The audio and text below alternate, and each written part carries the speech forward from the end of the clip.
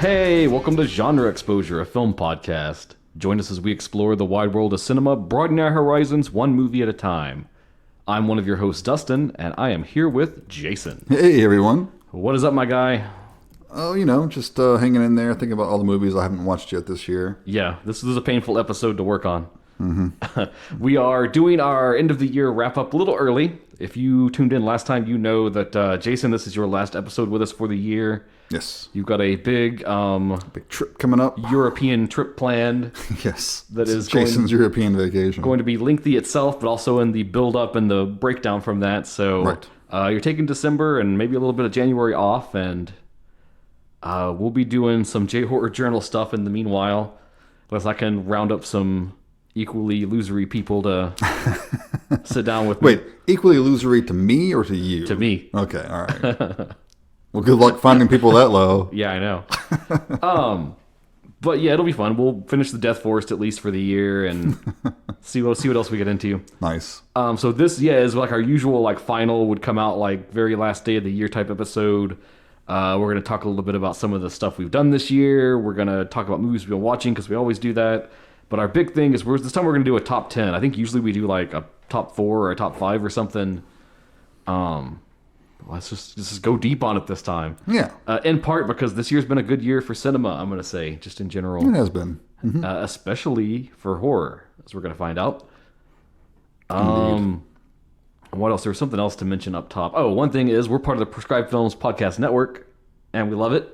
And there's all kinds of other cool shows you can be checking out. And if the absence of Jason perturbs you in the next few episodes to follow, as it should, and you need some normalcy, you can maybe go check out some of our other network neighbors, see what they're doing, what they're going. They'll probably at least be doing their usual thing still, so you can get some of that normalcy and not be out in the weeds in J-Horror land with me. That's a scary place to be all by yourself. That's a little too much for you. I understand. Other announcement. My heart. One of our podcasts has perished. Mm-hmm. Didn't even know if I was going to bring it up, but I guess I will. If you kept up with our original post where we shared them all, you did see him there. My cat, Stinky. Much beloved, big fluffy boy. Very sweet. He had some heart failure, and just came on super sudden. He was 9, I think. I'm fucking devastated. Yeah. It's terrible, dude. I feel for you, man. He was like my constant companion. If I was home, wherever I was, he was there. Mm-hmm. Every podcast episode you've ever heard, I did the QC check with him, laying at my feet. It's anything and everything. If I was at home, he was wherever I was. So it's hard, man. It's sad. Yeah. But he didn't have to suffer, at least, so is what it is. This has been a bad year for us in general on this podcast with pets. It hasn't been the easiest. Oh, man, 2024. Okay. That just means our other animals get more love. It does, yes. So I just want to say, Stinky, love you, man. Be missing you. I'll see you again someday, I'm sure. Yep. What have you been watching? Well, I watched one that didn't quite make my list of the best of. Oh. But I watched Frankie Frico recently. This is the Psycho Gorman people. Yeah, written and directed by Steven Kostanski. I really want to see this. Yeah, it's if you like Psycho Gorman, you're going to get the vibe that this is putting out. It's very 80s little monster rampage type thing, right? Critters. It's like a Critters or a Gremlins or a Munchies, what have you. And it even revolves around a 976 number that you would call back in the day. Yeah, I mentioned that from the trailer. I was like, oh, it's a little 976 evil. Yeah, and it's set, I guess, late 80s, early 90s, that era when they were still big. But basically, it's about this guy who's kind of well, he's a square. He doesn't know how to have fun. He's not cool. He's not cool. He's all about work. And his wife's, hey, you need to loosen up. We haven't even had sex in forever. Damn. Yeah, I know. So eventually he decides, he keeps seeing these commercials for call Frankie Frico, So eventually he calls and they show up. You get all this from the trailer, of course. Oh, yeah. And chaos ensues. And while it is not a perfect movie by any means, I don't think it's as good as Psycho Gorman, which I actually hold in high regard. I like that movie a lot. Really well done. Yeah, this is a smaller movie, smaller budget. But I mean, the puppets, because the Fricos are puppets, and they're intentionally kind of cheesy and obvious puppets. Oh, Hobgoblins, that's another one. Yeah, Hobgoblins, oh god. Yeah. So the lead finds himself getting involved in the shenanigans of the Freakos. And it's amusing. It's funny. The dad from Psycho Gorman's in it, Adam Brooks. Oh, nice. I really liked him. Yeah, he's funny. The guys from Other Media do some voices. Rich Evans, he plays like the big bad that we finally meet near the end. He's hilarious. Some of his line deliveries are just killer. I didn't even know it was him at first, and then I started hearing his inflect. I'm like, oh, that's Rich Evans. Okay. But I recommend it if you like goofy movies like this. If you grew up on a steady diet of 80s trash with critters, etc. Yeah, you're gonna like this. There's some good one-liners, some good visual gags. Not quite Psycho Gorman level, but I recommend it.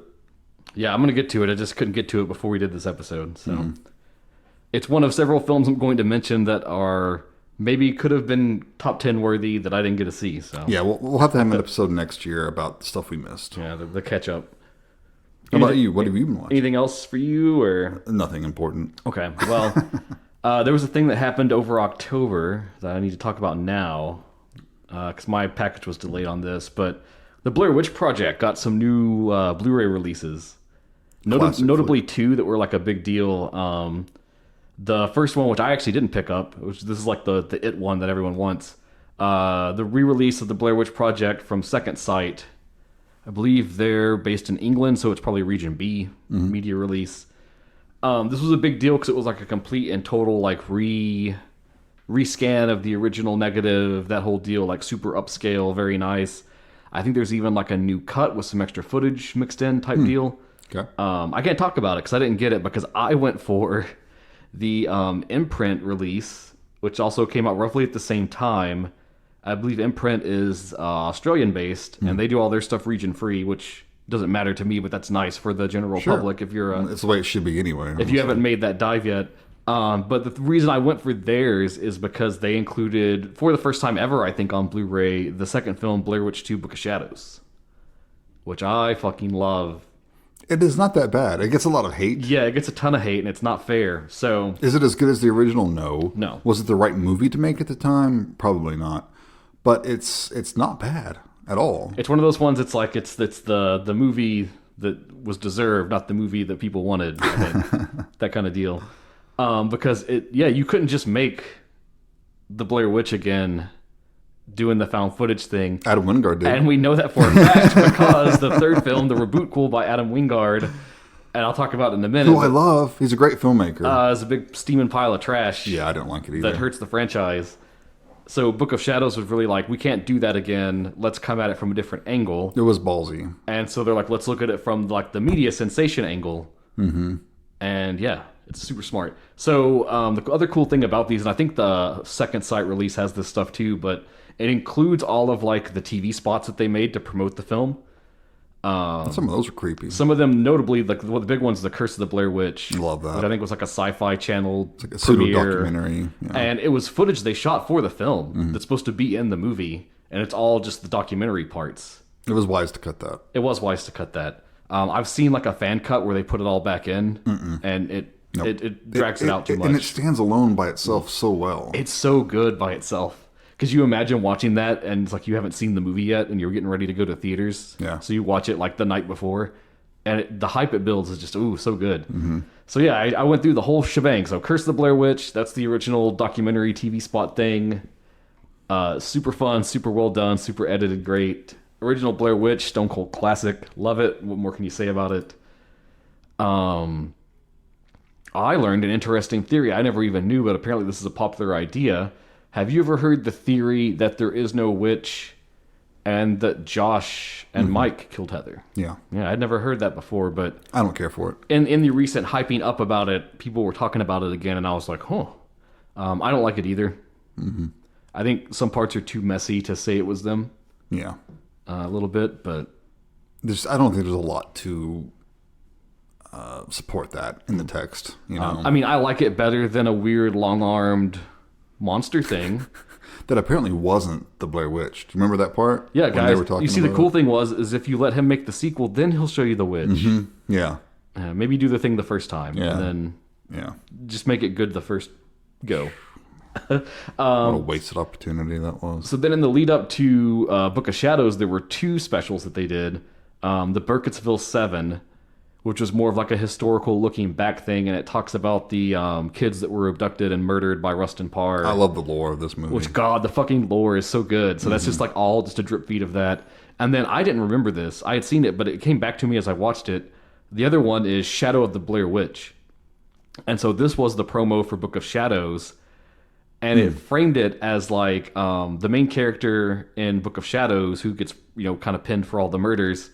It frames it like that's a real thing that happened and he's a real person. And the trial is currently ongoing. Right.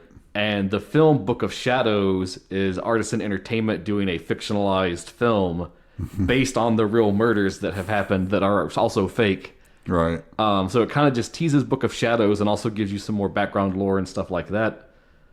I'd forgotten about it. It was super fun, super hype. And then Book of Shadows, dude, I fucking love it. And there's always been this talk of there's like another cut where it's more slower and more like cerebral. And that was kind of what was originally intended. And then like the studio made them like do reshoots and throw in some gore, throw in some other stuff to like speed it up and make it punchier. Mm-hmm.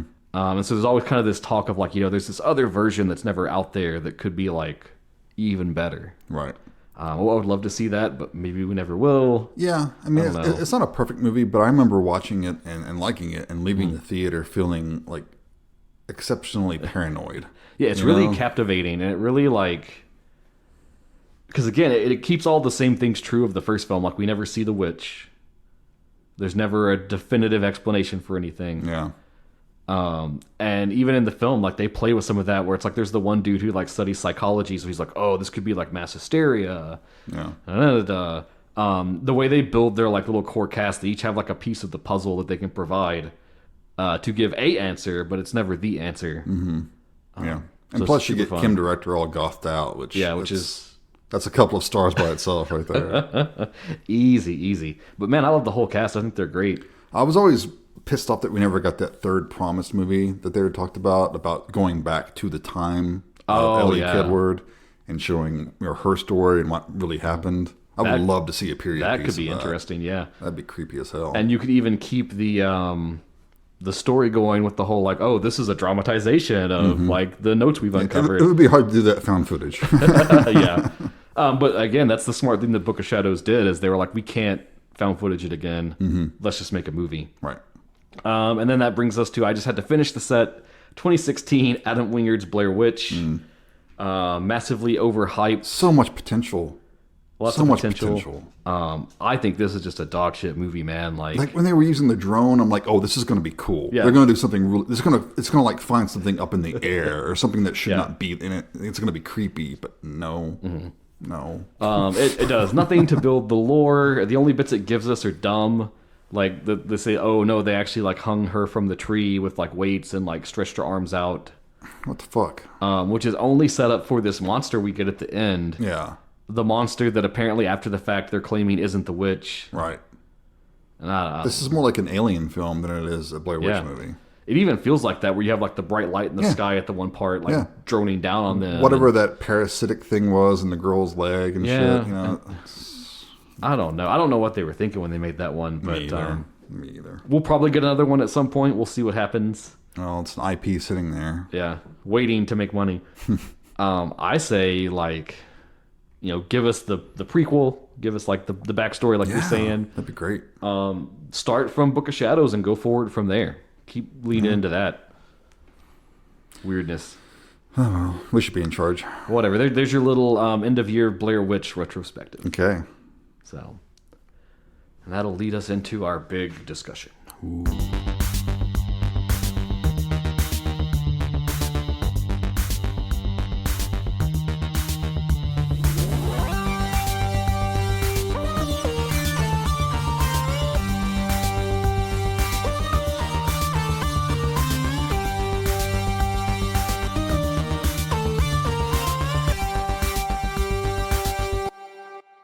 All right, so today we're doing our 2024 wrap up, and we're talking about our top 10 films of the year. I am. I'm a little distracted. I keep looking over there and I see Tomie's creepy face staring at me. Because Dustin was gracious enough to get me a Blu-ray of Tomie. Belated birthday gift. It's got her creepy visage on the front. Tomie. It's good stuff. It's great. Classic. I had some little questions first. Uh-huh. Do you have a favorite episode that we've done this year? Favorite episode? I honestly, that's the one about the movies that scared us. Okay, that's probably my favorite. That's actually mine too. Yeah, that was just a good talk. It was just fun. It was a good talk. It was fun to be vulnerable. It was fun to open up and share some of that stuff. People seem to have received it well too. So yeah, go back if you missed that one for sure, and let us know what scares you as well. Yes, please, so we can exploit it. Do you have a favorite listener episode that we did this year? Ooh, that's a good question. Probably Streets of Fire. Streets of Fire. Yeah. I love that film. Because that was a fun one. I hadn't seen it before. So cool. I've got a tie. It's a tie between Possum.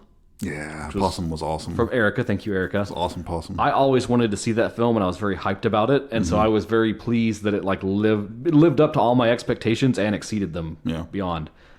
And then also The Fisher King, which was the first one we did this year, from my buddy Daniel. Shout out Daniel.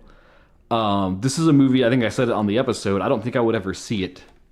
Right. Other than the fact that we did this podcast and someone suggested it, and that prompted us to go into it. Yeah, that one still kind of triggers me too. And I really loved it. It was just like so well made, so well done, so much emotion and heart into it. Depressing. Very depressing, but like very cathartic at the end too. Yeah. That's good. So yeah. And then last thing, podcast related, do you have any regrets for the year? Something you hoped we could do that we didn't do, or maybe a film you wanted to squeeze in we didn't quite get to? No, my only regret is that Michael wasn't able to join us more. That would have been nice. Always regret. Mine, and this could be avoided if I so chose, but as things stand right now, unless I do extra work or something, we're not going to have an episode this year with the Shion Sono film. Oh, no. Yeah. The time has slipped away from me, and I missed all my windows of opportunity. There's still time. You can get it. There is still time, but will I do it? I don't know. We'll see. Okay, so we're just going to start with like what? Let's start with this. We're doing this in November. Yeah.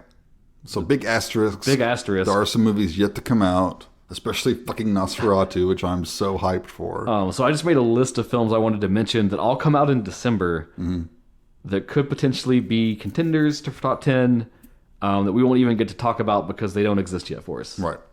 And so I have down, and this is more just to acknowledge this first one, but Sonic the Hedgehog 3. Who thought we would get 3 Sonic the Hedgehog films? Who thought they would all be generally passable and enjoyable? It's a crazy time we're living in. Crazy time we're living in. We're getting Shadow the Hedgehog. Keanu Reeves at the mic for it.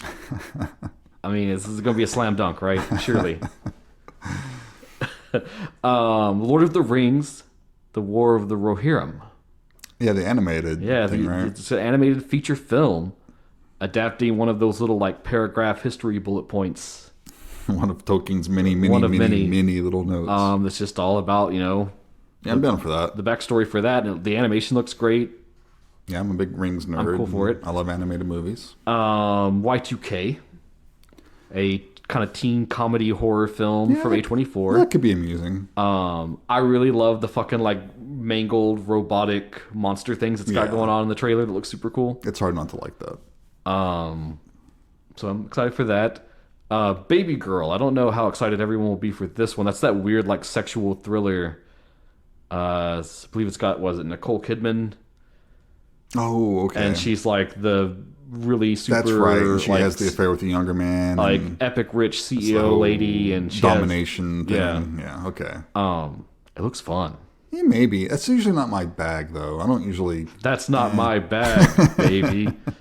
It's like I saw Secretary back in the day, and it seemed like that was enough for me. I don't know. Autographed book by Jason that says, "Sexual thrillers, they are my bag, baby." I don't know how that got in there. It's not my... And then last but not least, the most obvious one, the big elephant in the room, Robert Eggers' Nosferatu. If nothing else, it's going to be visually fucking amazing. Yeah. But I mean, he hasn't made a bad movie yet. He's either made like some of my personal favorite films ever, Yeah. or just like really solid fucking movies. Like The Northman, I wouldn't say it's like one of my favorites of all time. But No, but it's a great movie. It's so good, yeah. It's So this would be like the most stunning upset of all time if somehow something was wrong with Nosferatu. yeah. But But we know this is a passion project of his. Yeah. I think he was supposed to do it after The Witch, but it just didn't happen. He also has to take like a year to research everything. So so we'll see. We'll check back in the new year on that I one. can't wait. Do you have any like December things you wanted to bring up, or is that cover the main I ones? think that covers it. Yeah. Okay. All right, let's just get into our list, and I have some honorable mentions too. I'll maybe save those for the end, just to rattle through them. Maybe before our number one spot, we can do our honorable Okay, mentions. yeah, that sounds fun. So we're going to start with number 10 and go down, right? Yep. Would you like to go first? We'll alternate. You know, I will go first because I think usually I make you go first. Usually. I'll be a little kind to you this time. Thanks. And for those listening, if we come up, whoever says the movie and we've already got it on our list, we'll just go ahead and talk about it then. Yep. And tell each other where we placed it. Yeah, and just give it a little footnote as we go forward. Yeah. All right, number 10.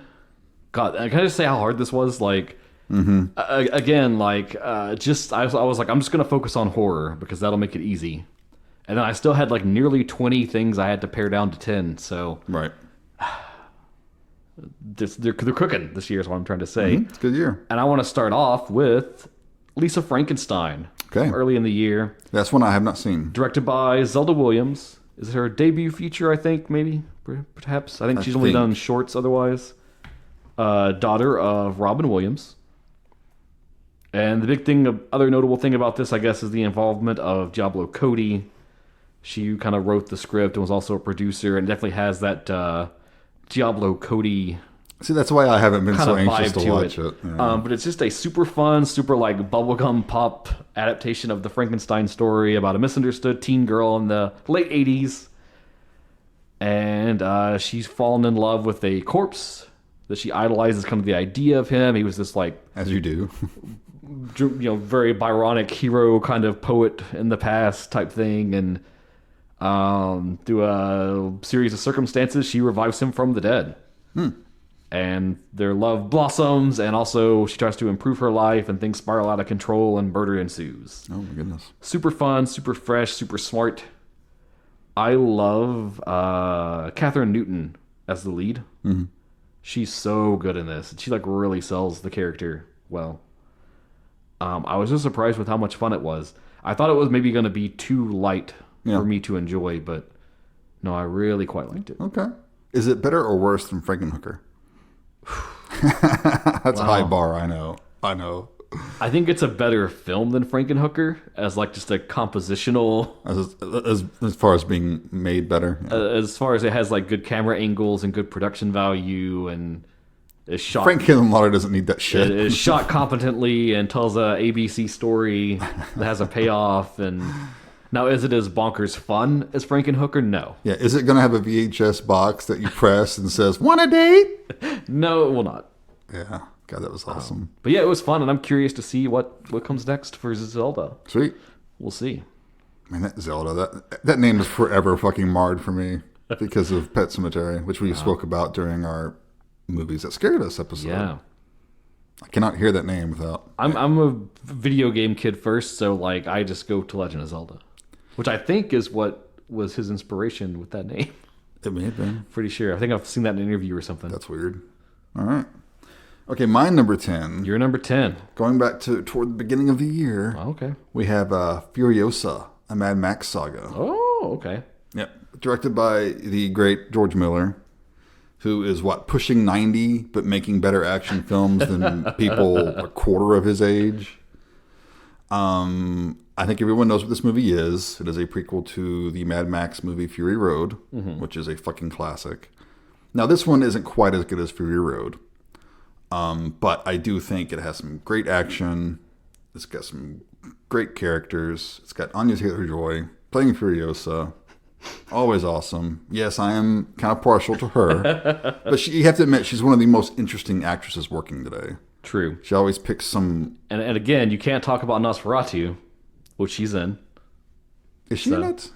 I don't think she's like a starring role. I think she's a bit Yeah, part of it. I think the schedule's conflicted. I think she was supposed to be Lucy or Mina or whatever name they go with in this version. The equivalent.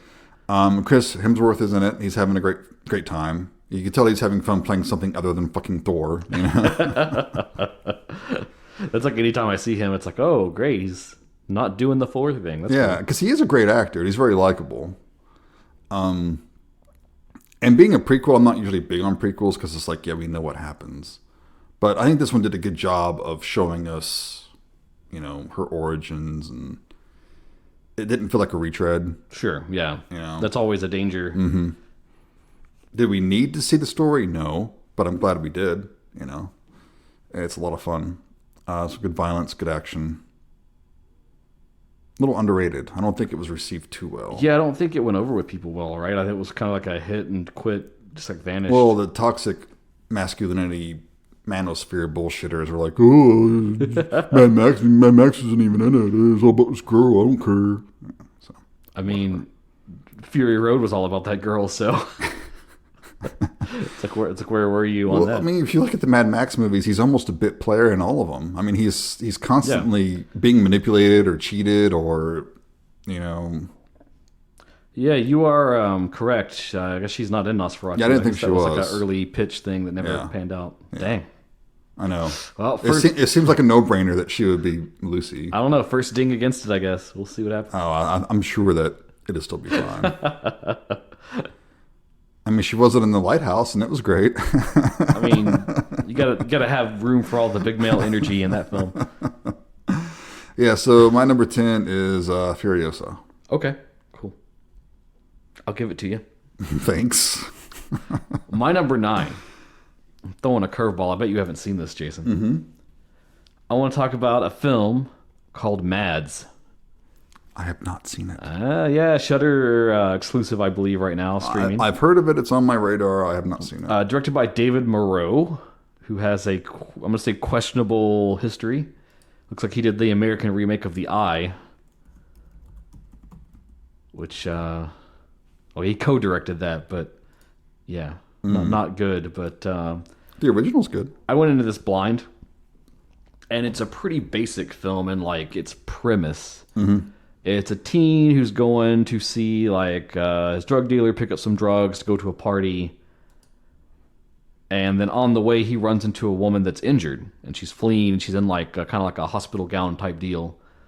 And he picks her up, tries to help her. And things just spiral the fuck out of control. Now, on its face, this is just like one of those...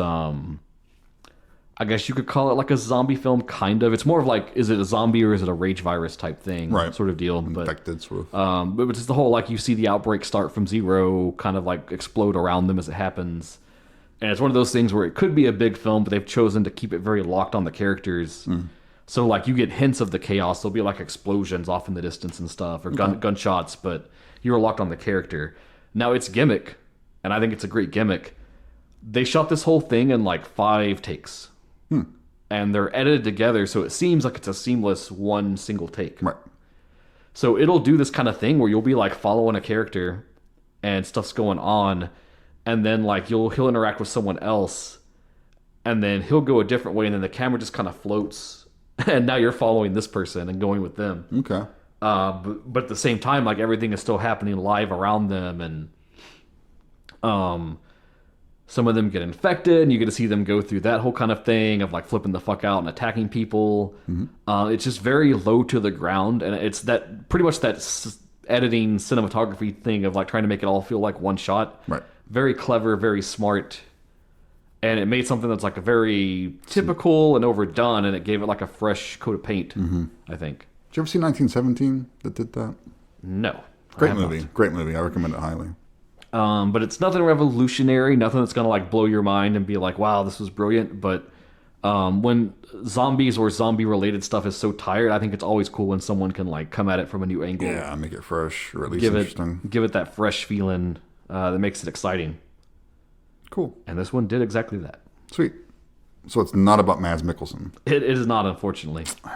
Okay. I did hope with the S being capitalized that perhaps it was, but no. Oh, well, we can't have everything. Yeah. Life can't be that perfect. Unfortunately. All right. All right, what's your number 9? My number 9 is also a movie that came out earlier in the year. Okay. And I'm kind of a little surprised it made this list, but the more I thought about it, the more I liked it. I'm going to go with Immaculate, Oh, okay. directed by Michael Mohan. That's in my honorable mentions. Okay.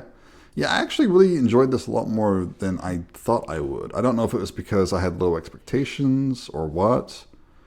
Well, it's because the trailer rightfully doesn't give everything away. Yeah, it's a decent trailer. So going in, like, we're at a nun convent. They're kind of isolated. You know it's a nunsploitation movie. And there's some sort of immaculate conception type angle. Now, everything else about it... See, I didn't even know that Yeah. going in. I mean, maybe from the title I should have inferred that. But yeah, I mean, that's something I like of the story is I really haven't seen that angle before. I'm not going to say too much about it because there's probably people who hadn't watched it yet. When you think of all the options of, like, what it could be, they picked one that I don't think most people would pick. Yeah, it's pretty unique. Yeah. And it's the sort of thing that makes you go, okay. With lots of implications about the nature of the church and what it's doing. And yeah. But I love the way it's shot. It's very moody. It's very classic. The music is very Giallo-esque. And Sydney Sweeney, who admittedly I'm not familiar with. Like, I never watched Euphoria. I only know her from that trailer, from that god-awful looking rom-com. So I really wasn't expecting such a fucking awesome performance from her. She's a great actress. And I think sometimes she gets, like, reduced just on, like, she's very attractive kind of thing. Which she is. Which she is.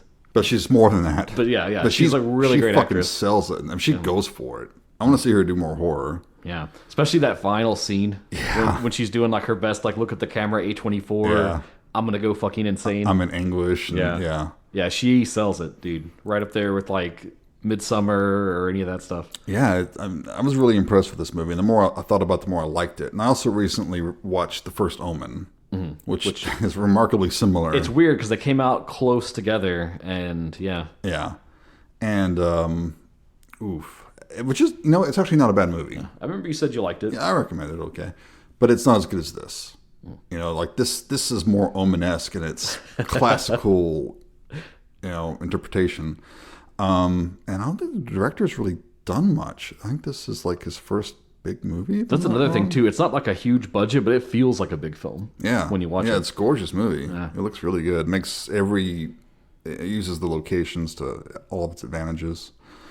Yeah, if you haven't seen it for whatever reason, I recommend it highly. Hell yeah. Cool. All right, man. All right. What is your number 8? My number 8. This might be on your list, so this might be our first overlap. I'm going with In a Violent Nature. Directed by Chris Nash. It is indeed on my list, although much, much higher. Okay. Well, we can talk about it here, and then you can later mention it when we get up there. Sure. But, to remind you of this one, it is basically a Friday the 13th sequel with the licensing filed off, but filmed from the perspective of the stalker, the slasher. Which is a very simple idea until you realize, like, not many people have really done that. And it's actually fucking brilliant and completely changes the way you watch the movie. Yep. And experience the movie. And it makes it fucking intriguing and captivating. And it's just so surreal to see these scenes. And when you see them, you know how they're going to play out. Because you're a good horror fan. You've seen all the Friday the 13th films and all the slashers. And you know all of that stuff. But you've never seen it this way. And it's just... It's such a small, slight thing. But then when you watch it, you're just like, damn, dude. This is so interesting. Yep. And even their choices of like when to have music and when to not have music. And it makes all these really quiet moments where you're just kind of there watching stuff unfold in the distance, but you're not up on it. Yeah. And it's so captivating and so interesting. This was directed by Chris Nash. His first movie. And written by. He did, I think, some shorts. Like, I think he did a segment of ABCs of Death. Yeah. 2, maybe? This is someone to fucking watch for. Hell yeah. Because I think this movie is extremely accomplished. It knows exactly what it wants to do, and it does it. And it is so unique. I can't really think of another movie like this. I mean, we've had movies that follow killers. Yeah. But not like a silent Jason Voorhees type. Yeah. you know? Because it's something like Leslie Vernon, where he's like, Talking to the camera Yeah. and he's charismatic, yeah. Or even, what's the, like Creep or something. yeah. I'm trying to think of that East German movie that we watched you didn't care for that much. For some reason, I can't remember the name of it. It's one word. What follows a serial killer dude around? Angst. Angst. Yep. Yeah. Yeah, they're very, or A Man Bites Dog. They're very like Yeah. charismatic and very like in your face. This guy didn't say anything. Yeah. But he manages to be so sympathetic too. It's just, God, it's so well done. I love how the camera will just be static on something. You know, it's not Yeah. flashy. It's just, and it has this sense of dread. And I really couldn't look away from the screen. And there's some parts that are so tense, and it's like not because they tried to make them tense. It's just because of the setup of the situation. Like that early first kill where it's like they're at the house, and you see them go in the house and come back out, and the one dude gets in the car. Yeah. And he's like right fucking there. They just haven't noticed him yet. Right. Yeah. And then he goes into the house, yeah. And the gore, dude. Some of the best fucking kills Very, I've very seen. brutal, very on the face of, a doesn't long shy time. away. Yeah. Apparently there's a sequel that's been greenlit, so See, I don't think we need a sequel, but it makes sense, given that this is a artistic reinterpretation of a Friday the 13th movie. Right. It makes sense we would have the sequel, but also this movie also kind of serves as its own sequel. yeah, because when it So- sets up, it very much feels like it's not the first time you would have seen this Yeah. character. Yeah. Because they kind of hit you with his legend right at the He starts start. off dead, Yeah. you know? Yeah. It's such an it's an entrancing movie. I was really blown away by it. Absolute, if you're a slasher fan like we are, must see this. You Yeah, have if, to see this. if you're that narrow that narrow vergence in the Venn diagram of a slasher fan and an art house fan, this movie is for you. Sweet, nice. All right, Okay. what's your number 8? Okay, you're not gonna like this because you're gonna place it much higher than I did. Oh, what? The Substance Oh, what? is my number 8. What the hell? Number 8. Yep, Yeah, that's my number 1. I figured. No, I really liked it. It is on my top 10. But you know, you go ahead and talk about it because you're the big champion of this movie, and then I'll chime in with my 2 cents. Oh man, okay. Whew. Hold on, let me bring up the little side set of notes I have. Caught me way off guard. 8? I'll go ahead and say the things about it I really loved. Yeah. One, the gore and the effects and everything, top notch, fucking perfect. It's like Frank Henenlotter with a budget. You know, it's like Brian Usna, Stuart Gordon, you know, would have made a movie like that today. The performances are fucking amazing. Yeah, now that you've seen it, let me say this, because I wanted to say this last time. Some shades of Society in there. Oh, sure. Yeah, that's where like the whole Brian Usna influence Yeah. thing comes from. But Demi Moore is amazing in it. And Margaret Qualley is also excellent.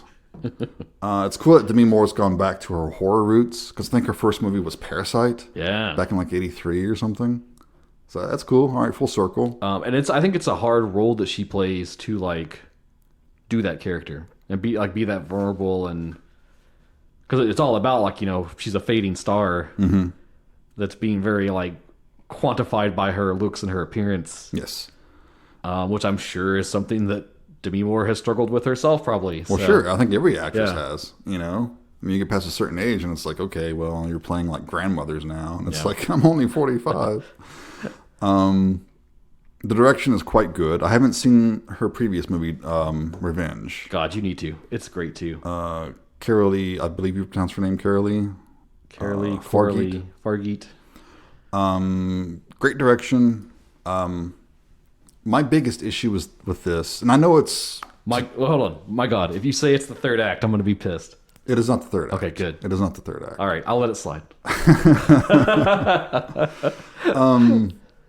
My only issue, and I know it's satirical, and it's, especially from like the performances by like Dennis Quaid and stuff, it's not supposed to be taken extremely seriously. Yeah, it's exaggerated. I think the message is serious, but I just kept having real world ramification problems when I was watching it. Things came up that just kept me from really connecting with it. On like, I wanted a more realistic level almost. I just kept wondering what one of the Cronenbergs would have done with this or something. Because it's just like, who's selling this substance? First of all, they're not selling it; they're just giving it away. Yeah. You know, it would have been something if it's like, okay, now transfer us $5 million in cryptocurrency. You know, they're just giving it away. Why? That's bizarre. That's strange. It's stuff like that really. Why Videodrome? Well, see, they went into that because Videodrome has a philosophy. It's all about something, you know. It's about destabilizing North America and stuff. And we don't get that here. You know, could you infer that? Maybe, but I don't know what from.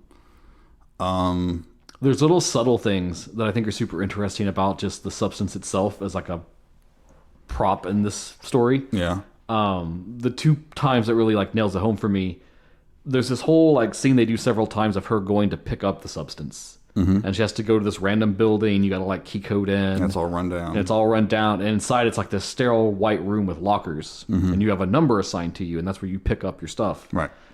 And I don't know if you noticed this, but subtly, as the film goes, each time she goes back, there's less lockers. Implying that those people have Right. died or killed themselves. So maybe it's just some madman scheme. I don't know, but we don't get any inference whatsoever. But that, and then the other scene is when she goes to meet the guy that sets her up with the substance. Because notably, one of the early scenes is when she's at the hospital after that wreck. Like sort of the doctor's assistant. Yeah, there's like this young hot nurse. Dude like slips her a note about it. And then later she meets him in public, and he is actually someone that uses the substance. And she meets him in his older form. Yeah. And they kind of talk and discuss like the nature of it. And, Right. Yeah. Compelling, I thought. No, cool. it is good. It's a very. I don't want to be too negative on it. It is in my top 10, and I really appreciate its message and its gore and its the way it encourages you to, because that's part of the point, ogling the female form, you know, and stuff. It's a very brave performance by both actresses. But there was just like, because one person is it for 7 days, and the other person. No one in this day and age can just disappear for 7 days, especially if you're like a well-known star. It doesn't happen. You have handlers, you have agents, there's people. You know, it's just, and that's part of the hyper realism that I had mentioned originally. You have to just accept that it's not really in the real world, which I think lessens its impact in a way. That's me. Maybe it's a minor quibble. I don't know. It's stuck in my craw. Kept me from ranking it any higher. So to talk about that third act just a little bit, that's where I've seen like the most, when you look at other people's reviews, a lot of them are like, oh, it's the perfect film until that third act. Third act ruins it. I think people are getting filtered by that third act and not really like accepting what it is. Because the big thing is they're like, oh, well, when she's all like monstrous looking, why does no one stop her to get to the stage? But I think that's like common. If that's your first logical problem, you haven't been paying attention. But I think that's a statement on the industry. Yeah. They wouldn't even have started the show if they didn't have her right there ready to go. Yeah. You know? And I mean, that's the thing is like, they don't care, right? They're just going to work you until you just like completely fall apart and get all they can get out of you. Yeah. And the minute you don't fit the ideal, you know, concept of beauty, you're fucking out. Yeah. Which is what happens is they march her out there. And then when the mask falls off, someone's like, it's a monster. Yeah. Right. I mean, that part, like, it is exaggerated. It is very on the nose. But that's the point. It's supposed to, like, really, like, they're coming at you with the hammer to hit you with the point. Yes. It is not a subtle film. It is not a subtle film. Not at all. Dude, I just love it. I think it is masterful start to finish. I think it is super brilliant, amazing performances. That score. I love that, like, beating, like, electronic, like, up-tempo, very, and they weave that into, like, the aerobics routines as well. And how that, like, crisscrosses between them is super cool and smart. Like, I can only just have so much goodness and gushing I can say about it. Okay. I'm not going to say a lot this time because I feel like I spilled my guts the other episode on it a lot. But just to reiterate all those points, I just thought it was masterful, super smart, super cool. Loved, again, the way it used, like, film language and the reference of, like, other films. And to me, a way that was, like, more of, like, a smart homage to make a point more than, like, I'm just pulling things randomly sort of deal. Right. The fact that the studio has like very overlook hotel qualities to it and its design, Yeah, and visuals. Yeah. You get kind of like a Psycho reference whenever she forms Sue the first time, with her like falling in the drain and stuff. Yeah. It's kind of like the Killing Psycho. And again, like the Requiem for a Dream references to make the very like analog connection between the substance and like drug abuse. Yeah, dude, I just Okay. so good. All right. Well, maybe our listeners can tell us what they think Yes. after they see the substance. All right, man. What is your number 7? 7, yeah. Because that was your number 8. Yep. Number 8. Well, what do you have? Fucking. All right, so number 7. The Violent Nature solo. This is one that you and I saw together. And I originally thought I might talk about it in the What I've Been Watching, but then I realized I couldn't because it needs to be on this list. And so for number 7, directed by Scott Beck and Brian Woods, who you may know from such films as Haunt and 65, which I never watched. But the newest A24 bomb, Heretic. Bing, bing, bing, bing, bing. We have a mutual placed movie. Oh, really? Is Yep. it 7 for Number you 7 too? for me. Dude, Yep. okay, awesome, yeah. But again, this is Hugh Grant in our role of our villain, Mr. Reed. He's so good. And he matches wits with 2 Mormon missionaries. They're also good. Sister Barnes, played by Sophie Thatcher, and Sister Paxton, played by Chloe East. Yep. Now, there are a few other characters, notably their elder at the Mormon temple, is played by Topher Grace. Yeah. In a very slight role, but it's mostly just those 3 people. This is a 3-person play. This is a play, Michael. You need to tag this into your movies like plays, but yeah. Very dialogue driven. Very dialogue driven, and they're 2 Mormon missionaries out going door to door visiting people that have contacted them that want information about the church. And when they rock up to Mr. Reed's house, he gladly invites them in. And slowly they realize it's not just a friendly call, but they have been trapped inside his house. Yeah. As he wants to kind of match wits with them and debate the nature of religion, faith, church doctrine. Yep. And he wants to challenge kind of their faith and their belief in God. Right. And kind of debate what the true nature of religion is. It's great. And he does so by having constructed a labyrinth of maze and trap-like stuff in his house. He has a lot of time on his hands. He does, yeah. He's really thought about this. This isn't like your angry Reddit post type No, deal. no. This is someone. It's like the people who made Videodrome. They have a philosophy. They have a philosophy, yes. So what do you got to say about this? Yeah, I love it from start to finish. It's got a great atmosphere. It's got great actors. I love the dialogue. I love any horror movie that is so driven by dialogue and situation. Because you're like, okay, this is an uncomfortable situation. This guy he could be a creep. He could be just weird. Like a little overly nice because he's lonely, maybe. Yeah. Type deal. But, they're also trying to reach out and convert people, so they don't want to be like, oh my God, you're kind of weird. I'm going to leave immediately. Because people think they're weird. And they have that conversation, That's where you get the magic underwear joke. Right. Because early on, she's like, oh, I think those girls look nice. And then they pants her. But there's good setups and payoffs And just the way it can turn, like, especially Hugh Grant's performance is amazing. Yeah. Because he's always, like, the rom-com nice guy. So to see him do the turn between, like, playing the nice guy, but really he's the sinister individual. And he's still using that British charm to be disarming and everything. But I love it how they'll just be having a pleasant conversation. Then he's like, all right, well, let's talk about this. Let's talk about poly relationships in the Mormon church. Yeah. And he's like, now, do you think that God told them to change their mind and not do that anymore? Or do you think Joseph Smith made that up to excuse himself having affairs? And now, all this time down the road, they're reversing it because they realize they need to. Right. Because it's hurting their public image. Yeah. And they're both just, like, floored because they're like, oh, shit. Yeah.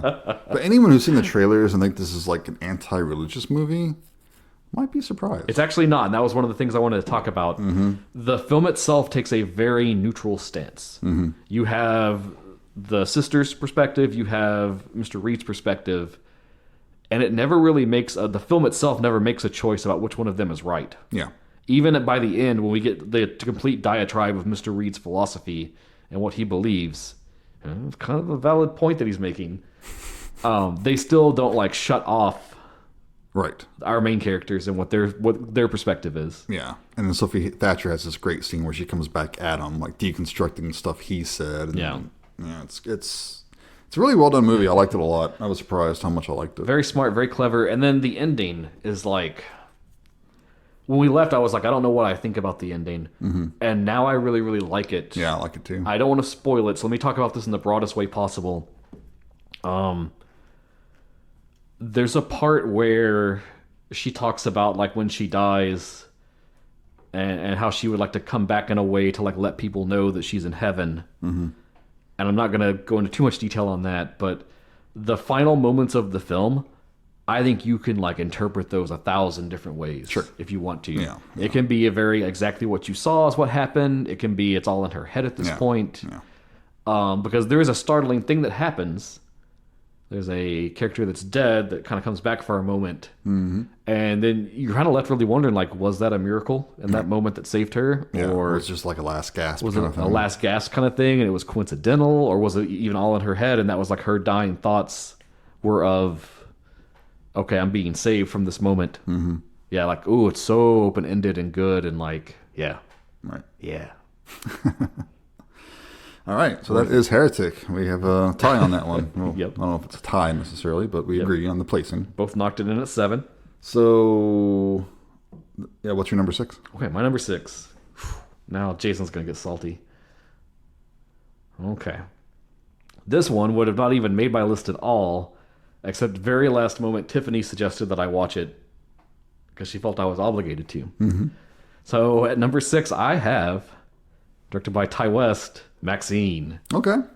No, which you were not so hot on. I liked it, but it didn't. It's not in my top 10. Let's just put it that way. So what I'll say at first is this film is like super, super high level style over substance. Yeah. The plot is very, very thin. If you And think almost arbitrary. If you think about it It's too much, you're going to kind of start to be like, wait a minute, what? Yeah, that was. It's just like too convenient. It's just a little too. Very coincidental. But God, I fucking loved it. Love Mia Goth, like Unchained as Maxine, She's just always like living great. it up. She's always great. There's a great scene, and you mentioned this, I think, when you talked about it the first time. Early on, this dude like stalks her and tries to like jump her and assault her, and she pulls a gun on him and turns the table Immediately. and fucking crushes his nuts with her boots. That's not a metaphor. Like they even show it, and I was like, God damn. See, I wanted more of that. It's like I said before. I wanted her to be like Miss 45 out there just fucking, dispensing justice. And that would be cool too, but this does have that like it felt very like Once Upon a Time in Hollywood, where it's like very like film studio nostalgia and Yeah. looking back at the time, which I think looking back now, that's kind of like the heart of this whole X trilogy is like each film is kind of looking at a certain time Oh, sure. in history and in film. You get the 70s grindhouse, you get the 30s, Like Technicolor. Technicolor, musical type thing, Yep. And then we have the garish 80s, garish, over the top 80s. slasher, giallo. And in that respect, it kind of makes me like the other two films, even X, a little more than I used to now that I have like the whole scope to look back on. And it's just cool and it's fun and it's awesome. Okay. And I dug the vibes. Okay. It is well worth watching, but yeah, I just didn't. It wasn't quite as good as the other two, in my opinion. But I'm glad you enjoyed it. I will miss seeing Mia Goth just like act circles around people. Well, we'll see it in other movies. I'm sure. I'm sure. But I just love like the bravado of her character at this point. Like when she goes in for the audition, Yeah. and she finishes her part, which her part was good, Yeah, and then she gets up and she's like, "You're gonna hire me?" And they're like, "Oh, okay, why?" Because I'm a fucking star. Yeah, I'm a fucking star. Yeah, she's great. She really is. All right, my number 6 You're number 6. is Terrifier 3. Oh, we have a crisscross here. Oh? I rated this much higher on my list. Really? At number 3. Oh, my goodness. Okay. Okay, so you begin, and then I'll tag Okay. in. Hey, it's Art the Clown. What more do you fucking need to know? If you're not on board for Art yet, you just won't be. He is the moment. This is the third Terrifier film, the fourth, technically, to feature Art the Clown, the character. But the third to feature the great David Howard Thornton, who was one of my new favorite horror icons. He has defined the character. But most of the people are back from the second one, the survivors. Damien Leone still writing and directing and doing the special effects. Lauren Lavera, who is awesome. She's a great scream queen already. A new pantheon of final girl, for sure, with Sienna Shaw. But this is also a fun Christmas horror movie. It's got fun performances all around. It's sort of a... so the first film, the first Terrifier, was pretty mean-spirited and dark and kind of low to the ground. Then the second one was a little bit too self-indulgent. It was big. Yeah, and this one is a nice... It splits the difference in a good way. Because one thing he does do well, the director, is that his characters are mostly likable, or at least believable. And I think this is the movie that really has the most likable characters in it. For sure, yeah. And terrible things happen. It doesn't save them. No. You know? But it pulls back from being too mean-spirited to make it it doesn't become unpleasant. At least not for me. I mean, we are the For plenty of people it is, but... yeah. But we're fucking jaded. These just aren't your films, I think, if that's the case. Yeah. And that's fine. But it's just a fun, great slasher flick. And to be the third one in the series, because either traditionally this is where they really started going down or where they hit their apex. Yeah. You're thinking like Nightmare 3, arguably the best one. Halloween 3, which we love, but a lot of people don't like. I think Friday the 13th Part 3 is pretty weak. Yeah, right. So by this time, a lot of movies are running out of juice. But this one is still full steam ahead, man. And to be an unrated movie, independent movie. And make what it did. Yeah, it's amazing. And now we got the video game on the way. We got like at least one more, if not two more films. And we love art. And I love how happy Art was to meet Santa Claus. Yeah. What are your thoughts on this film? I agree with everything you said. I'm glad that the film kind of resolved the Victoria subplot that started with the first film. Yeah. Just because in the second one, she kind of gets lost in the weeds.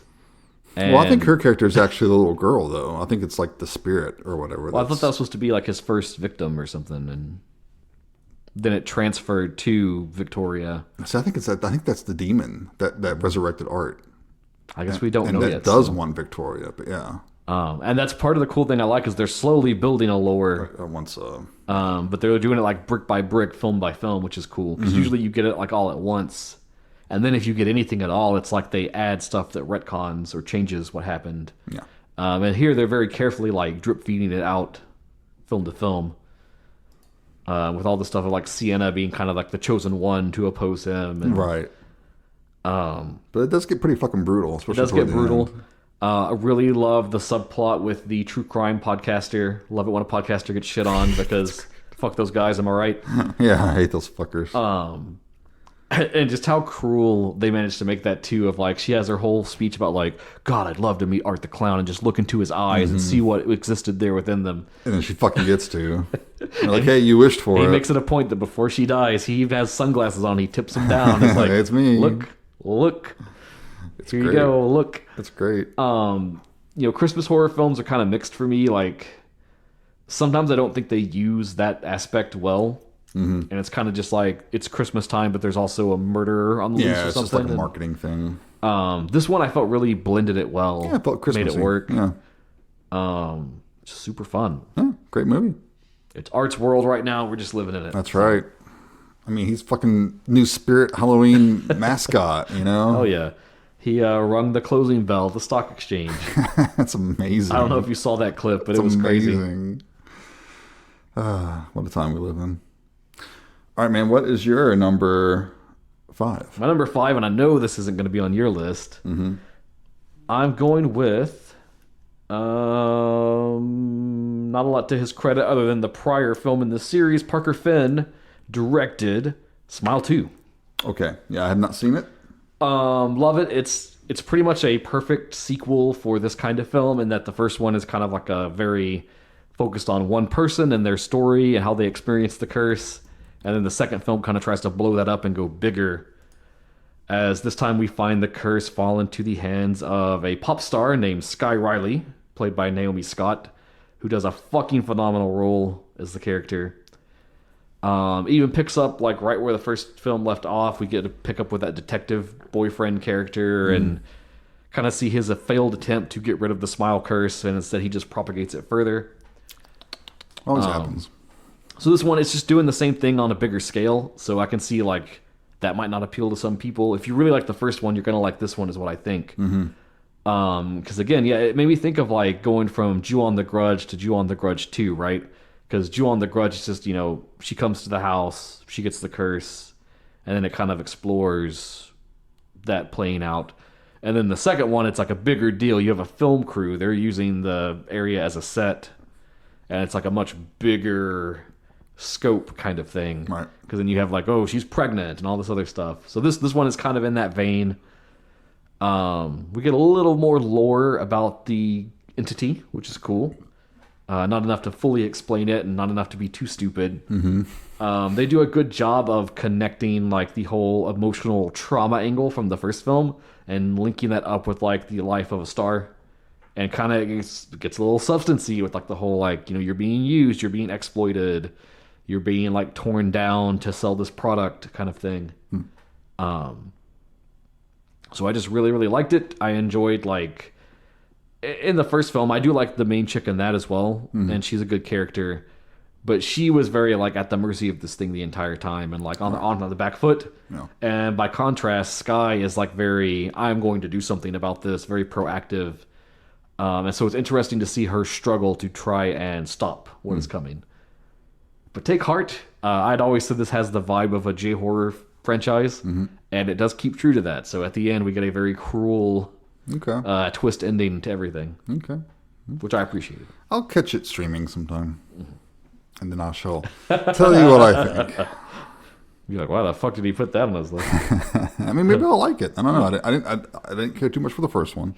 Maybe I'll like this one. Who knows? All right, what's your number 5? My number 5 is Alex Garland's Civil War. Oh, yeah, I never watched it. You should. It might soon be a documentary. I was less interested in it compared to his more like sci-fi. Yeah, I mean, I love those too. Stuff. I love those a lot. He's a great director. But Civil War it's really good. It's not exactly what I was expecting. I was expecting more of a almost exploitational from the trailers and stuff. Like you really don't know what you're gonna get. I don't like that he didn't pick a side. Jesus Christ. And that's the whole point of the movie. It's about the importance of journalism, which might be in danger now. Is dead, I would say, but even more so. Whatever. Shortly.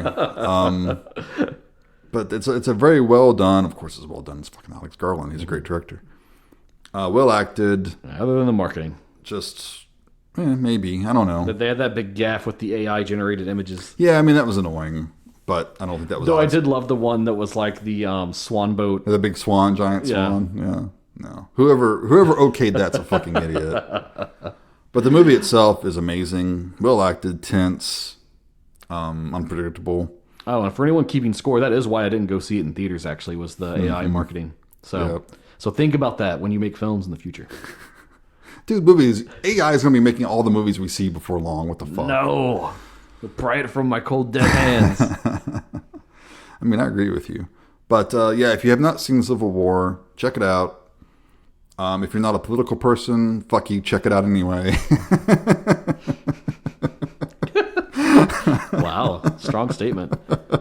Oh, my last little thing on AI.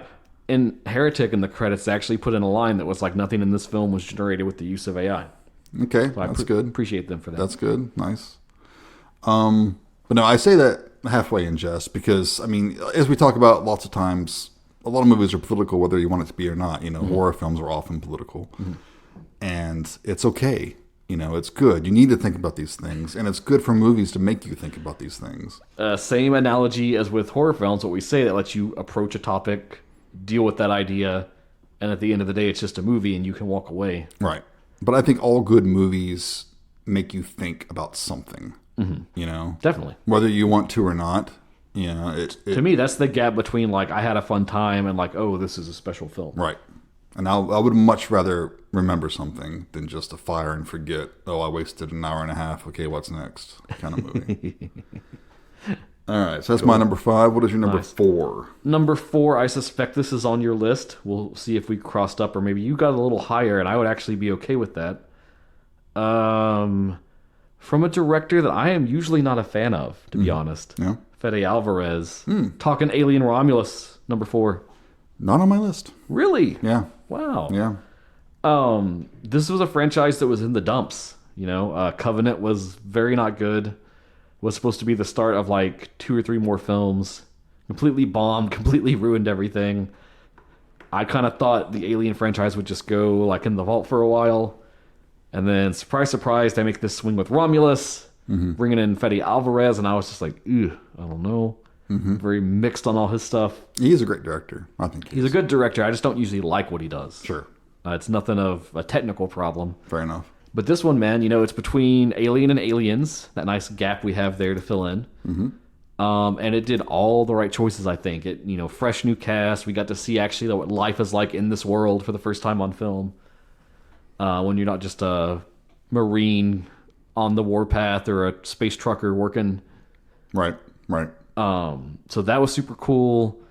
Love the setup of the space station, like the 2 halves, Romulus and Remus, and all of that, and just like it does in a lot of ways, I guess, kind of do all the beats of an Alien film. Of like, they find the facehugger makes one alien, then it gets out of control, and there's 1 or 2 lines that really shouldn't be there. But, and it's a little questionable with the synth part with Ash.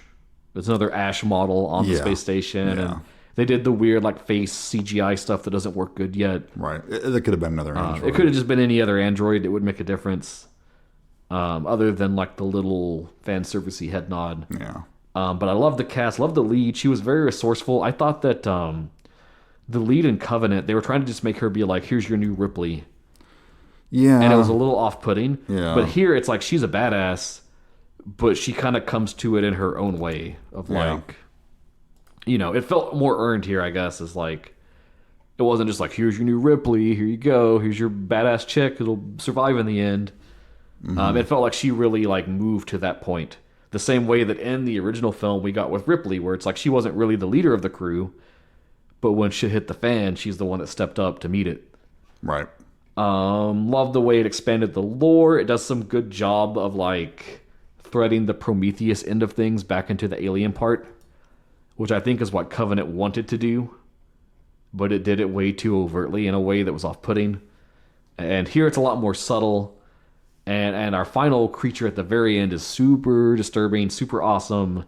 Everything that you would want of an alien monster with like a new idea twisted to it. Yeah.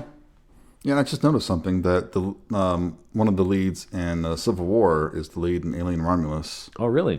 Keely Spaney. Yeah. Cool. She is really good. I like her. I also think that the actor who played Andy... Yeah, David Johnson. He really he's so good. He's very because he basically gets to play 2 characters, and that's always fun. But he really he's the MVP of the movie. He's both like the most endearing star in the film, and then also the most sinister villain. Yeah. And I did like the movie, just not enough for it to make my top 10. I have some qualms. I love the setup. I love the fact that it's just people wanting to find a better life. Yep.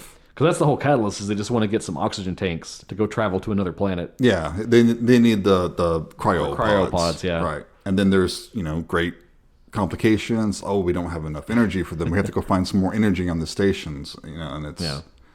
Just enough to keep them in there long enough for it to get nasty. Right. Oh, and I liked some of the clever, like, effect tricks they did, like... There's the part where they like use the long hallway to kill a bunch of the aliens with the smart gun, and they turn off the gravity so the blood won't like ruin anything. Right. So but then they have to like the blood. Float through the zero grav hall with the blood. Yeah, that was fun. Yeah. Not a bad movie by any stretch. For sure. All right, what's your number 4? My number 4 is Last Stop in Yuma County. What is this? I don't even know what that film is. I mentioned it before. It was made in 23, but it didn't come out until 24. Okay. But the blurb, okay. While stranded at a rural Arizona rest stop, a traveling salesman is thrust into a dire hostage situation by the arrival of 2 bank robbers, with no qualms about using cruelty or cold hard steel to protect their blood-stained fortune. Okay.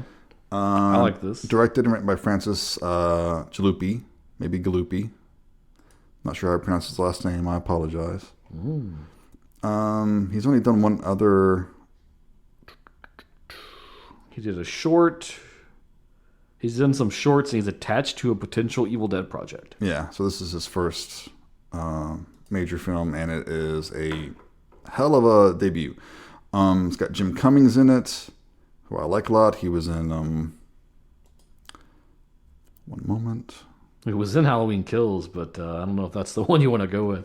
The Wolf of Snow Hollow. There you go. So if you haven't seen that, I recommend you check that out. Richard Brake is one of the bank robbers. Oh, hell yeah, okay. So he gets here, and the whole thing is that they have to wait for the gas truck to come in. It's set in the 70s during the whole energy crisis, so gas could be scarce. So it's just this pressure cooker. It feels very first half From Dusk Till Dawn, the way you're describing it. Yeah, sort of kind of like that. And it could be described as Tarantino-esque, but just not quite as arch as his stuff is, not quite as big and broad and look at me, I'm a movie. Yeah. Not that I'm criticizing that, because I love most of his films. Sure. But this is more realistic, But it's just that slow burn. Every actor is great. It's the type of movie I just fucking love. I love this type of little movie that's just tense. And it's this pressure cooker, and shit's gonna happen. And people make the wrong fucking decisions, but you understand their decisions. They're motivated. It's not just making a dumb decision to further the plot. It's great. I really recommend this one. Okay. Where can we watch it at? I mean, it's streaming anywhere. I don't know if it's streaming for free, but it is on Amazon Prime.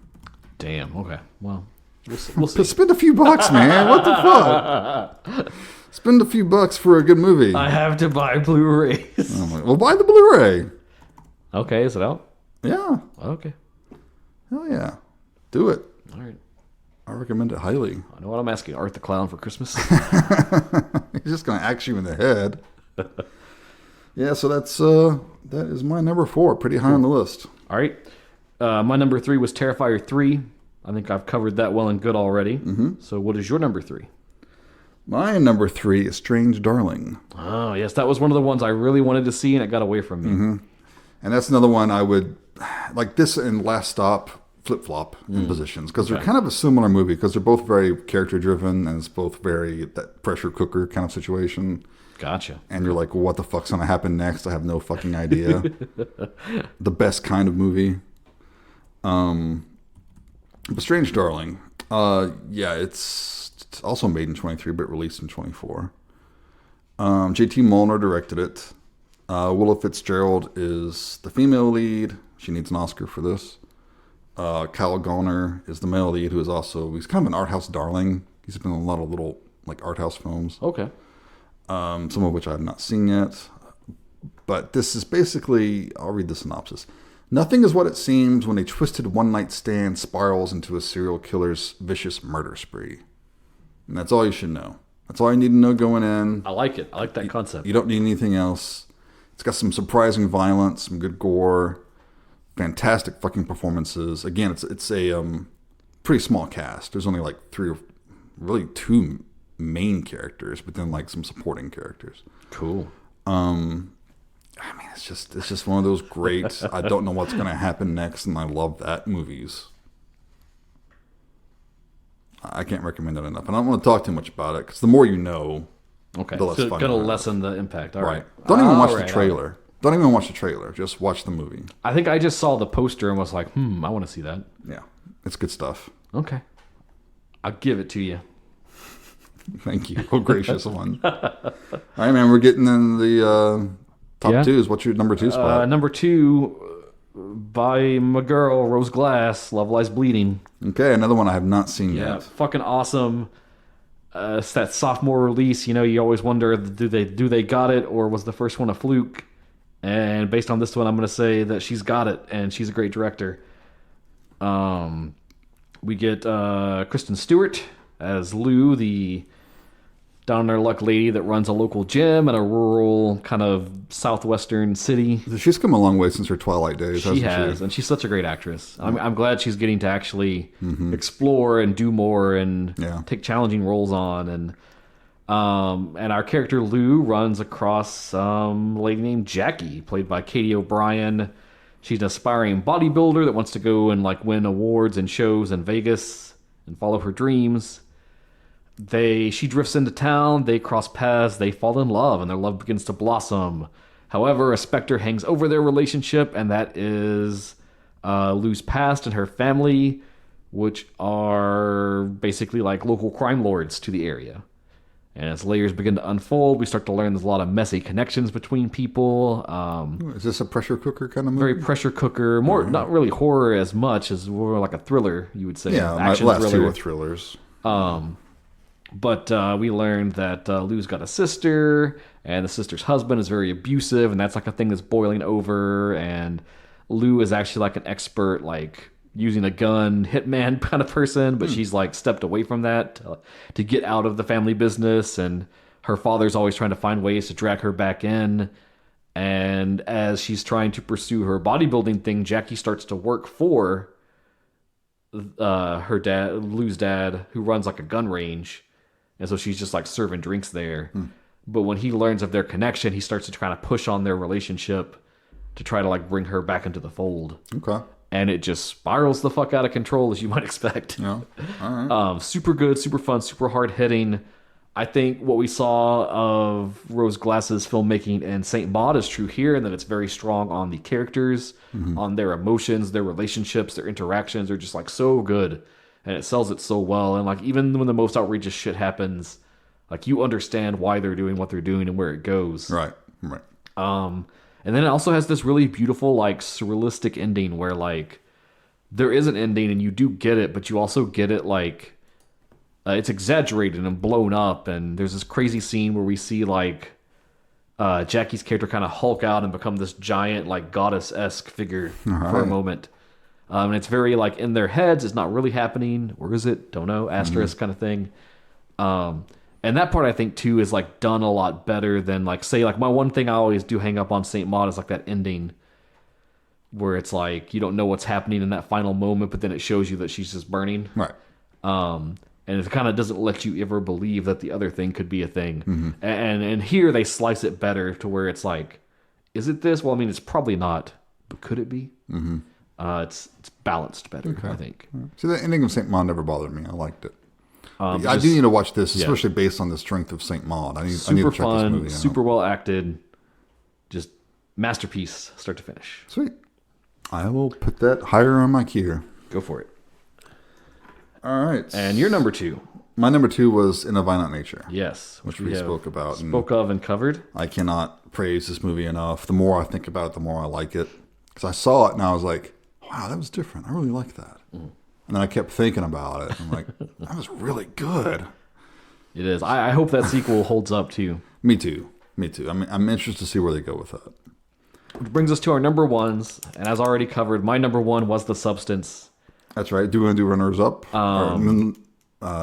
Notable mentions, honorable mentions? Let's save those for after, I think. After? Okay. Yeah. All right. So there's nothing else to really add about The Substance other than to say that I super fucking loved it. I think you owe it to yourself to see it. That's right, because you already have it as number 1. We know that. Even if you don't think it's your kind of film, it is very art housey. It is very over the top, very exaggerated. It asks a lot of its viewers, I think. And I think that's where there's a disconnect of a lot of people that are repulsed by it, because it's like asking you to like accept it on one level, and then if you say no, you're kind of like resistant to what it's putting down. Right. But I just think, man, fucking masterpiece. I think like years from now, we'll still be talking about this film. You can also enjoy it on purely purient levels. Like there's plenty of female flesh and gore. Yeah. So if you're into body horror and hot chicks, at least you're going to get that. Yeah, you're going to get that, and then maybe you'll walk out thinking about something. Yeah. But so since we already talked about it, basically, I want to use my time for like what this slot would be to ask you a very pertinent question. Sure. Would you take The Substance? Right now? I would not. You would not. I would not. Would you? No, because I'm a bitch baby and I couldn't deal with all the injections and like other shit. Truth be told. I mean, I see the attraction, but But I think the same thing that happened to this character would happen to pretty much everyone. Yeah. And I think that's what the film implies. Right. That's like, we see the one other guy and he's going through that. And then we see those lockers diminishing as the film goes on. I mean, why would you go back? And that's kind of where I think, like, what's the lore behind the substance? I think maybe like they're giving it out because they're testing it. The opening scene, we see them use it on an egg yolk and it splits the egg. Right. So I think this is like a trial kind of thing. It could be. And they're looking for people that would be like tempted to use it. Sure. So then they can monitor what's happening. And what we see across the film is that it's not panning out because people can't follow the rules. Obviously. Nice. Okay. All right. So that's my number one. Yes. What's your number one? My number one is Dune Part 2. Oh, that was this year, wasn't it? It was this year. And it's kind of a no-brainer for me because I freaking love Dune. And this sequel, well, not really a sequel, it's the second part, lived up to the first one for me. I thought it was excellent. I thought it was amazing. I love Denis Villeneuve. He's a great director. He gets it. He really gets Dune. This is pretty much a almost perfect film version of Dune. I have a few qualms here and there. There's a few characters that get kind of short-shifted and some things that were tweaked out. Oh, I don't know if I like that or not. But overall, it's amazing. And it's also heartwarming to me how popular it is. Because it's not just a dumb action film. Right. You know, there's a lot going on in these movies. It's one of like the text for sci-fi. Right. Yes. Because that was when we watched the first one over here and showed some friends. And it was funny afterwards to see them be like, I see where like so many other things in later sci-fi stuff is like all coming from this. Sure. Yeah, and people should be familiar with that. And I think anyone who's, I don't know, if you don't know where the story of Dune goes, you might be surprised if you don't see it happening already where it does go in the next one. Goes to some dark places. Yeah. Some weird places. Yeah. But it's, you know, anyone who says it's like, oh, it's another white savior movie. No, not really, though. You need to keep reading the books or watching the movies or whatever. Which we're going to get, I think, one more from him. Is that the plan? That's what he said. Yeah, he's going to do Dune Messiah. And then I think I saw him say, like, he's not even opposed if they want to do the next few after that. Right. But he's not going to be involved. He doesn't want to spend his life doing it. And I don't blame him. Yeah. Hopefully he stays on in some capacity, though. That would be a nice producer or whatever. Kind of like Peter Jackson and, well, and that's no. Bad example. He shouldn't have directed the Hobbit movies. Kind of like George Lucas. No. No. Yeah, I think he's got the right idea just to bounce. Yeah. But if you haven't watched the Dune films for some reason, watch them. Fucking awesome. Okay. It's good stuff. All right. That's our top 10. Some overlap, not a lot. We psychically linked on Heretic somehow. Yeah. All right. Probably because we saw it together. Yeah. What's your honorable mentions? Well, I do want to mention, I already mentioned it, Frankie Frico. Okay. You know, if you like fun 80s type horror movies, watch and it. I do. Alien and Romulus is one of my mentions. VHS Beyond. That's on my list. Which isn't perfect, but a couple of those segments I fucking love. Like the skydiving segment. That's probably my favorite one since... God, that was frightening. Yeah, wasn't that great? I mean, it's frightening anyway. Just skydiving would be frightening. But that's one of my favorite segments since probably like the second entry or something, you know, or maybe Rock. That was my whole thought with Beyond was like, it felt such like a revitalization of that franchise. Because it's one that's like been shitty kind of since the third one. Yeah. Other than like a segment here or there. And this was the first one where like I always watch them just because I want them to be good. Right. And this is the first one where I was like, okay. Yeah. Oh, yeah, we're playing with some stuff now. Yeah, there was no really bad entry. And some were as good as the first two. Yeah. Very impressive. Yeah. Abigail, I would recommend. I need to see that. Honorable mentions, very fun. And Longlegs, which almost made my top 10. I intentionally left it off because I didn't care for it. And I'm very mixed on... I liked it a lot. Mr. Perkins. I love his movies. Like Blackcoat's Daughter is so good. I thought for sure Jason will list it, so I don't even need to worry about it. it got pumped out. I had to make room for it. I think like Immaculate. Yeah. Shucked it out. The takeaway is like so much good horror this year. So much good studio horror is also surprising. How about you? What's your mentions? Okay, I got a handful. So we talked about Beyond, so I can leave that off. I have two non-horror things I wanted to mention. In the anime world, we got Mobile Suit Gundam Seed Freedom, the film follow-up to the Gundam Seed franchise, which was like an early 2000s darling. And I fucking love that anime, and it was so cool to like revisit that world and see it again and see the characters older and how things have progressed and like catch up with everyone. It was like coming back to a reunion with old friends. Super fun. Transformers 1. Probably the best theatrical Transformers film since like the 80s one. Okay, well, I'm glad you mentioned that. That's not the best. I haven't seen it. I can't judge. It's good. It's fun. It doesn't look like it's for me, though. It's not as childish as the trailers make it seem. There is some of that goofiness in there, but like when it's time to get serious, it gets serious, and it really goes there. And it's so cool to see their transition from like what they were to like Optimus Prime and Megatron. Especially Megatron, like seeing they kind of take the choice with him that like at the start he's very like he idolizes one of like the leaders that's deceiving everybody, and so it's like you see like that change to be like who he is like it's from a place of like hurt that he actually like had belief and faith in people, and then when he saw that shattered, it like made him just this cruel broken person. Yeah. Which is cool. Okay, I don't know. I don't like cartoon villains like that. I don't know if I need like some tragic backstory. I'm okay with them just being evil. Oh man, come on! Transformers has always got that stuff going on. You never read any of the comics, though. I know. So, right. You know. Well, I read the first back when I was a kid. I was reading the comics as they came out. There was a really good miniseries I think called All Hell Megatron that was like his origin, like redone in comics. Okay. The film kind of pulls from some of that stuff. Then I had Immaculate on my list. We already talked about that. Super great. Milk and Cereal. Okay. That we covered on the show. Yeah. Super fresh in the found footage world, so I wanted to give it a nod. And then two that I just really super loved, and they just didn't quite make the cut when I was having to trim stuff.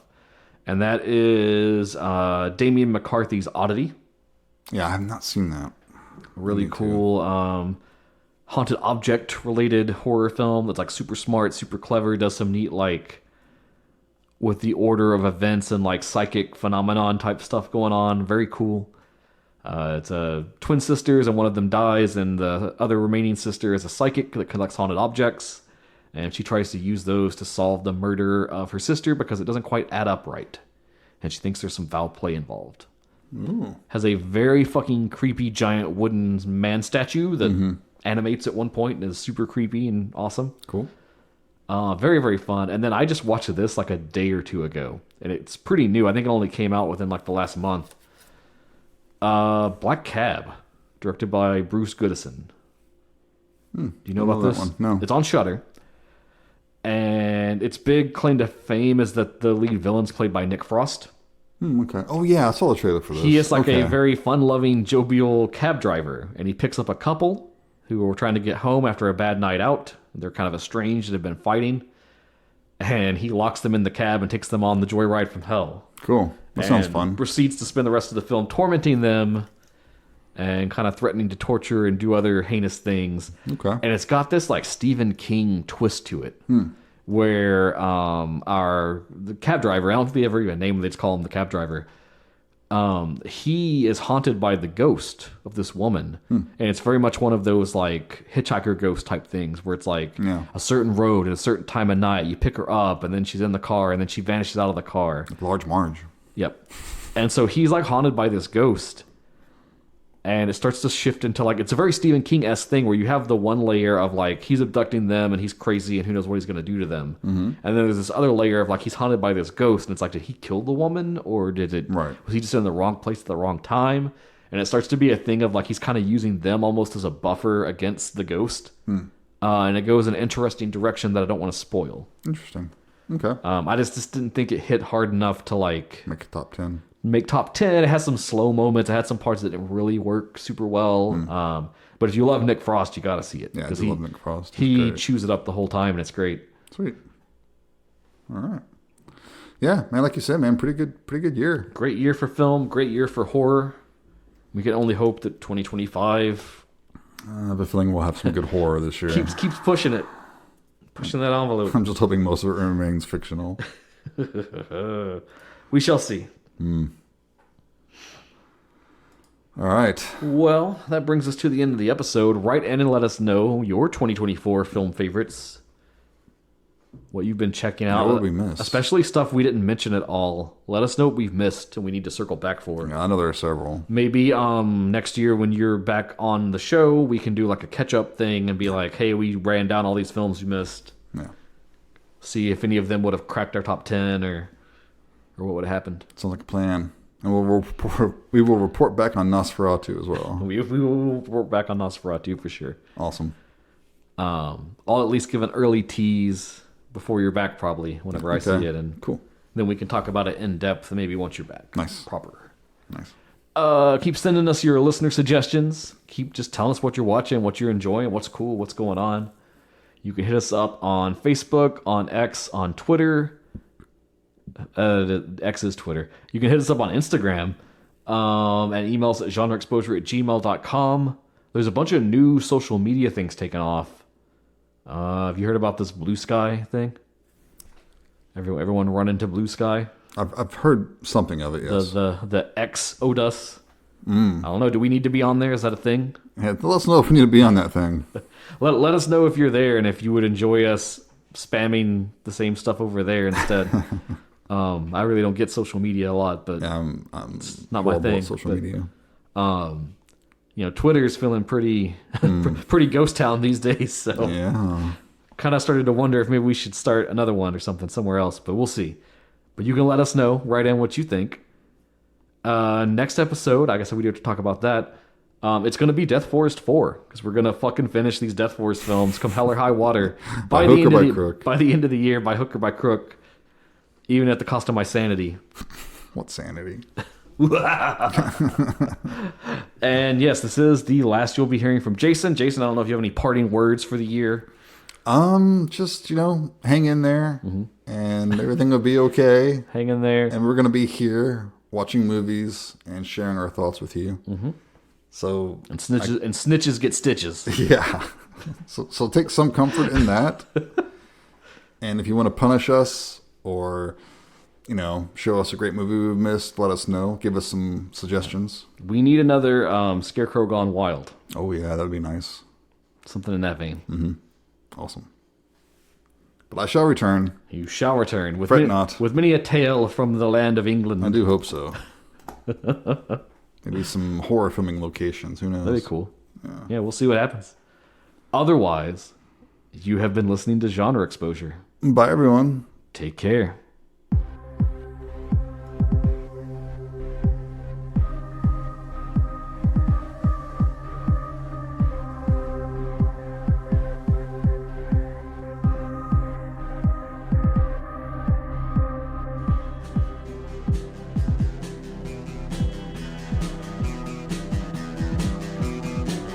You're listening to the Prescribed Films Podcast Network, home to hundreds of hours of free podcast entertainment. The shows on this network all have a common goal, providing you with the best discussions about movies and other forms of entertainment media. The PFPN hopes to fill your earholes with audio joy. Visit our website with links to all the other amazing shows at www.thepfpn.com. Thanks for listening.